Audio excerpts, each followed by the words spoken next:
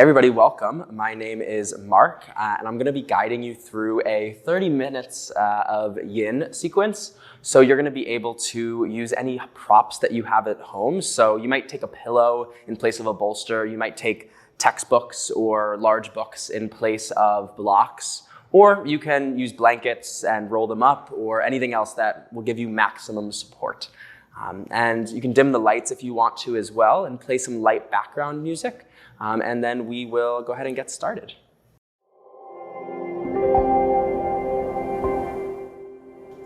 All right, so for this class, make sure you are relaxing as much as possible and checking in with yourself. In yin, we try our best to let go of control over the breath and just let the breath revert back to its natural pace. So trying to release any control or grasp you have over it. We're gonna get started in child's pose. So you can bring your legs wide, and you might take your pillow or blanket, either fold it under your knees. You might take your blanket or the pillow and put it underneath your chest. The hips will come back to the heels. You just start to fold over whatever it is you have here. Let's stack your textbooks, whatever you have. And just start by finding your first point of contact with the ground, the blanket.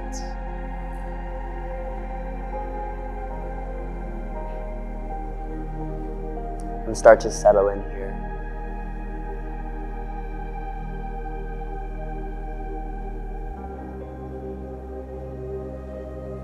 And scan your awareness up and down your body just a few times.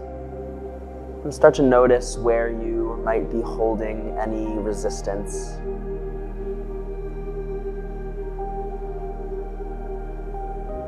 Can you send breath, relaxation, awareness to this part of your body?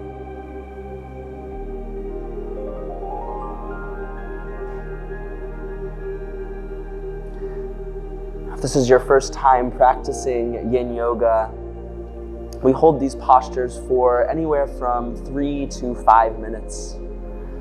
And the reason we do this is it allows our connective tissue, the fascia, which acts as this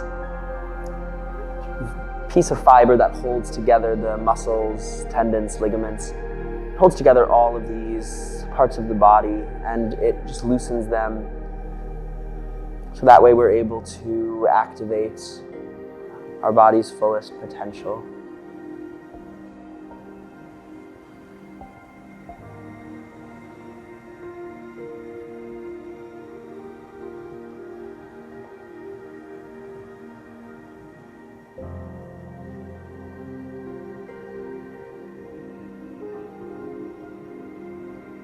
In yin yoga, there are 3 tattvas, 3 principles of yin. I'll go through them each. The first tattva of yin yoga is edge. So in a yin practice, we find a point in the body that sort of acts as this first point of resistance. You ask yourself, can I go a little bit further? Can I find a little bit more depth, a little bit more space without causing pain? And allowing yourself to settle in there.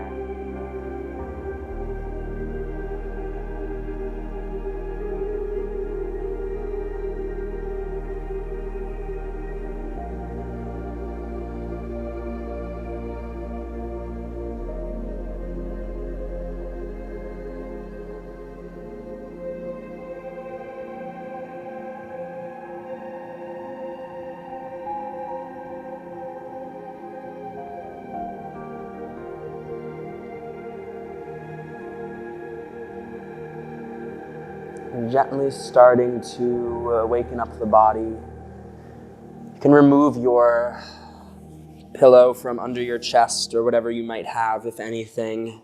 Place it to the side of your mat. You're going to send the hips forward so they're roughly over the knees. You might keep your blanket folded under your knees if they're sensitive. And just start to walk the hands out long ways. And melt your heart down. This is called melted heart pose. So the forehead might find the mat. You might put a book under your forehead if you need some extra support. Maybe your bolster comes underneath your chest, or your pillow. And again, thinking about that first tattva of edge here. Maybe you walk your hands out a little bit further. Maybe you sink your chest down a little bit deeper.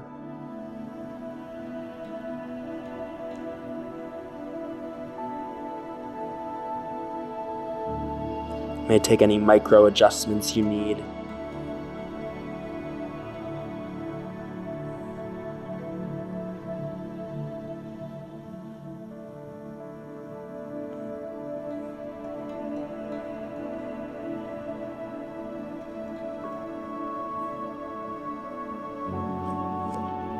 So the first principle is edge, and the second principle, tattva, of yin is stillness.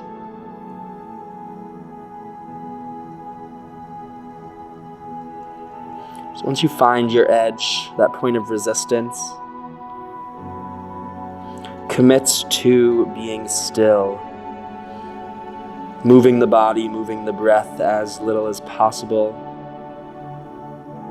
so you can truly settle in.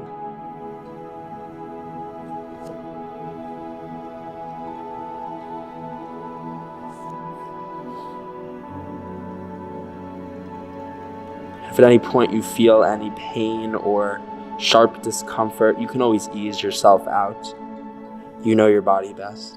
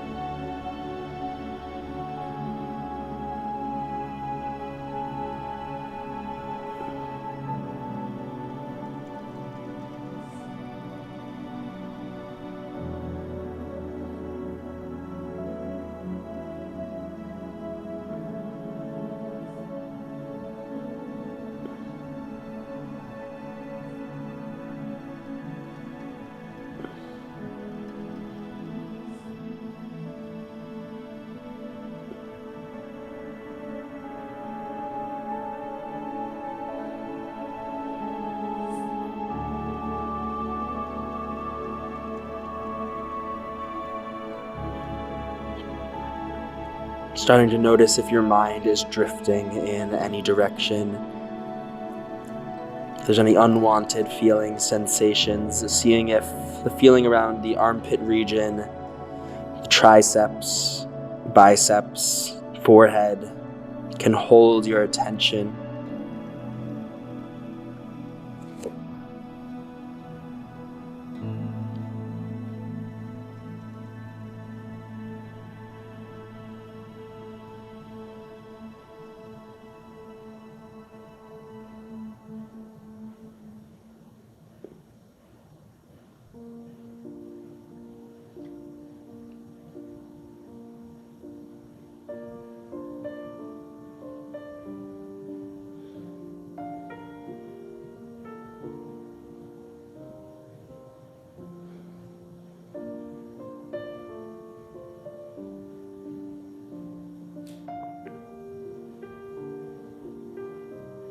And starting to transition now, beginning to send the hips forward once again to find the floor, and bringing your chest, your groin, your stomach flat onto the ground.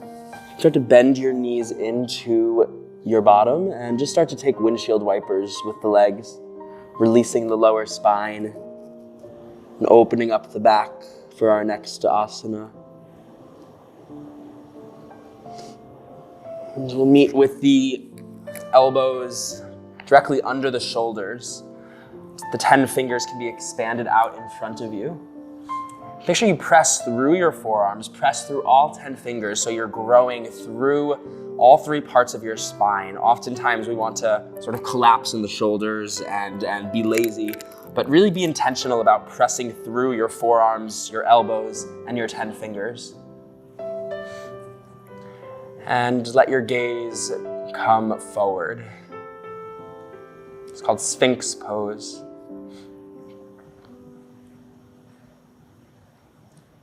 And sending your breath through your entire spine, all the way from the base of the brainstem down to the tailbone. It spreads out through the rib cage.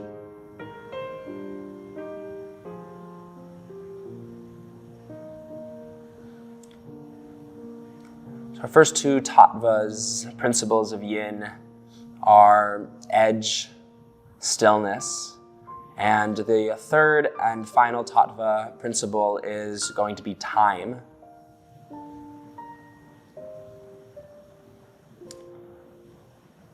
A lot of folks, when they first try a yin practice, they might feel like it's counterintuitive or just extremely different from any other movement or fitness-based class that they've taken part in. And I ask you why? Why might it feel difficult to persist in holding these postures? If you ask yourself, am I feeling bored? Am I feeling unproductive? And know that the final tattva of time is in place so the body can reap the full benefits from the stillness of your edge.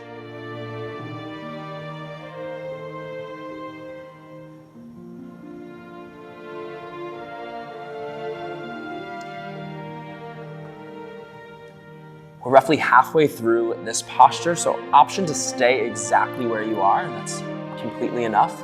Or if you'd like, you can press through all 10 fingers and start to straighten the elbows and lift the chest, the navel off of the ground just a little bit more for a deeper back bend. You might even walk the hands in towards the hips for even more space.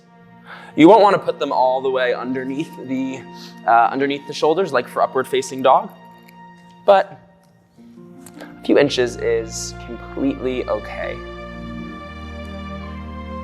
If at any point it's too much, you can always ease yourself off.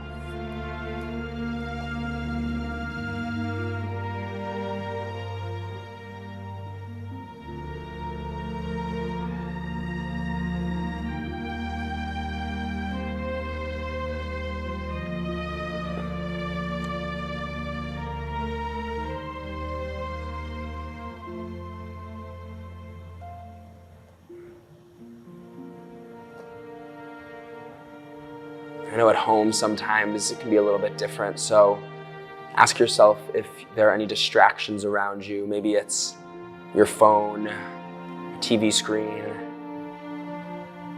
See if you can put away all distractions and let your breath and the body sensation hold your full attention.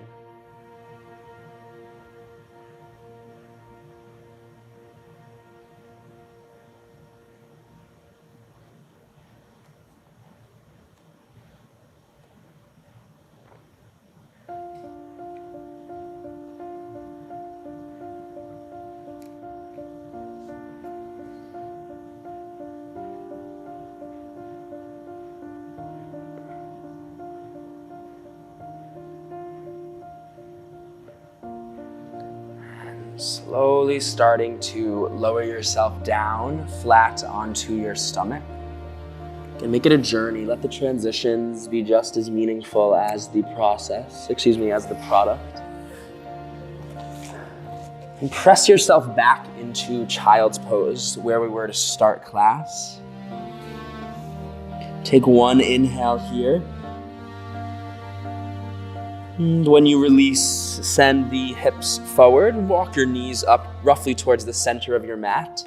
Go ahead and tuck your toes underneath you and bring your hips to sit back on the heels. You might take your fingers and make sure all of your toes are tucked. Often the pinky or the ring toe wants to sort of stick out. If you can sit on all of your toes, you might even push the heels closer together. Just bring your hands onto your thighs and sink your weight down into the Achilles. We're here for a little bit shorter than the other asanas.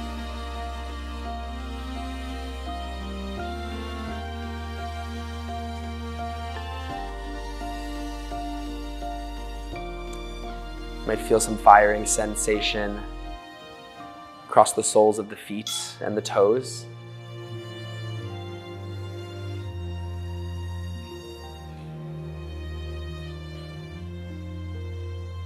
For about 30 more seconds. You got this. Just stick with any sensation that you might have and let yourself fully experience it instead of trying to evade or escape it, knowing that it will be over in just a few moments.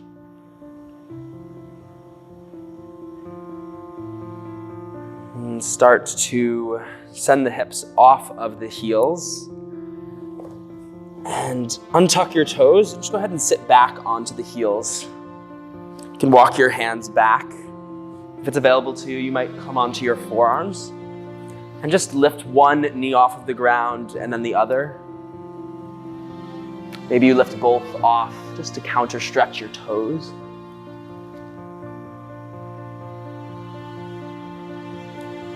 And then start to lift the chest back up. All right, we're gonna transition into our next pose, sending the knees back, lifting the right leg back behind you so it comes parallel to your mat. You take some circles with the ankles, point and flex them, maybe bend the knee a few times. And bring the right knee to the back of the right wrist. And we're gonna come into Swan pose. So we have a few options here. The foot on the right side might want to come right beneath the left hip joint, or it might want to come a little more towards center of your groin. Alternatively, if this is your first time in the pose, you might explore the space away from the hip and see what position you can find. Everyone's anatomy is slightly different, so you're going to want to see what feels best for your body. You might also take your books or your pillows or blankets and roll them up and support them underneath the hips. And once you're here, go tall through the crown of the head and then start to forward fold over the right thigh. Again, you might take a book under the forehead. You might come onto your forearms. Again, find your edge. My edge is not yours. The person next to you's edge is not yours.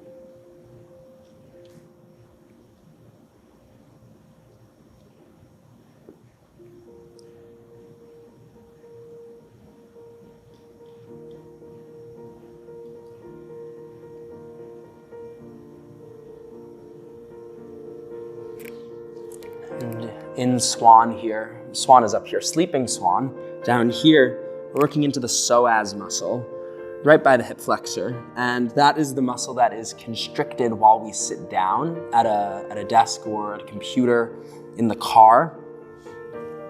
And this pose is built to counteract that compression that part of the body will hold. Oftentimes it can be emotional, highly sensational. This is one of your first times coming into the pose here, so just experience whatever it is that comes up for you and let it go. Surrender to the moment of this posture.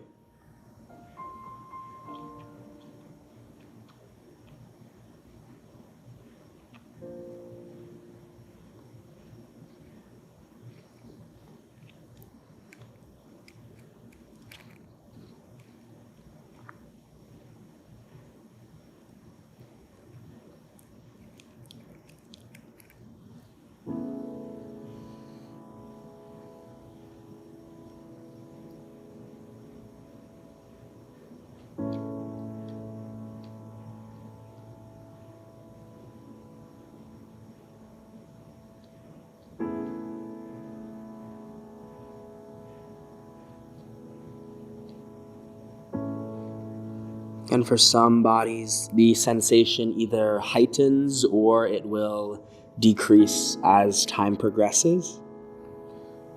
Just staying attuned to how the sensation in the psoas or any activated muscle group is responding to this position. If it's heightening, it's okay. If it's reducing, it's also okay.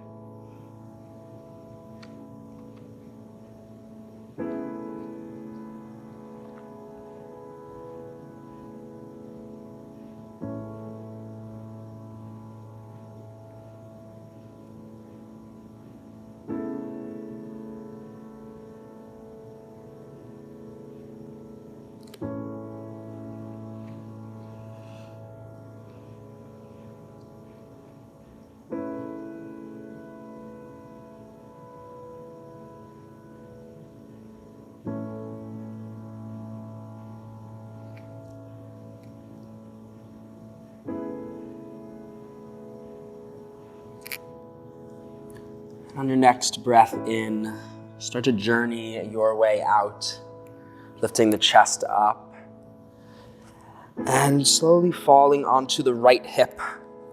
You can extend both legs to the front of your mat. Then go ahead and bend them and just take some windshield wipers, rising off each hip one at a time.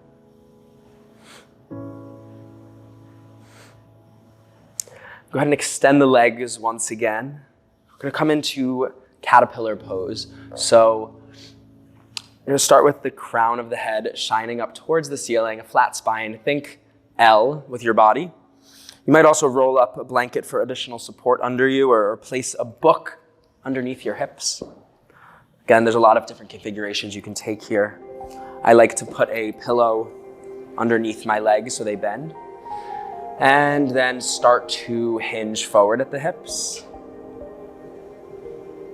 And find your point of resistance. Now, important here that you're not grabbing onto anything or pulling yourself down with any exertion or force. You're going to want to let gravity do its work on your body here. In a hot or vinyasa practice, you might pull your toe or your foot, but here we're just going to release our hands and let the body form the shape that gravity allows it to.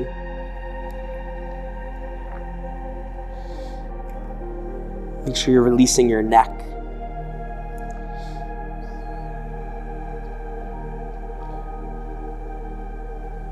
It's okay to be a little messy here.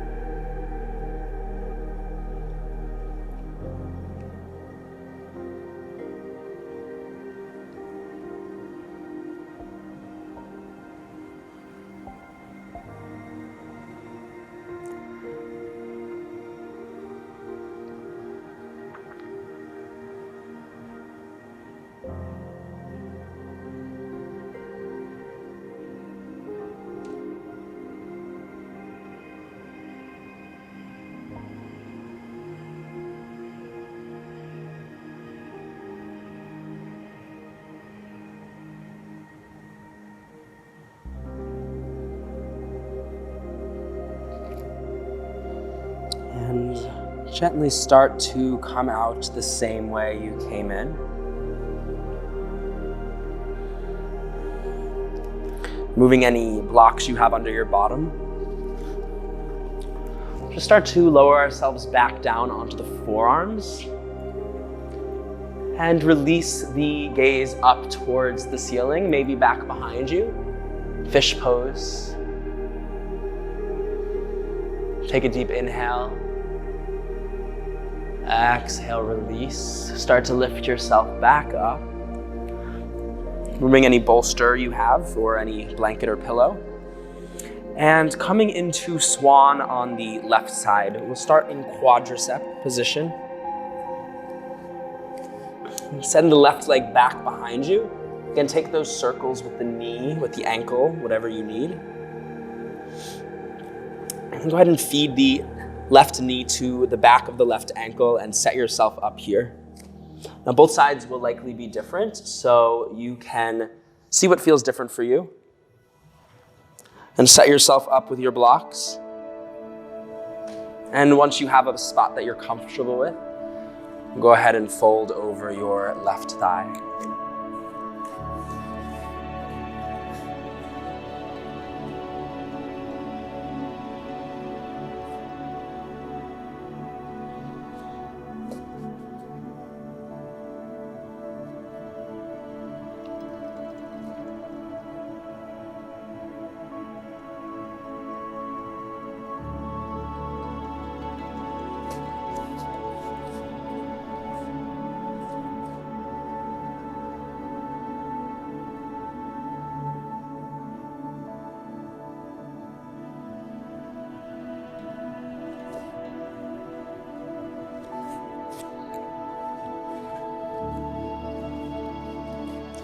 Something in yin called micro adjustments. So if a prop or a position no longer is assisting you or serving you in the way you'd like, you can remove it or change it.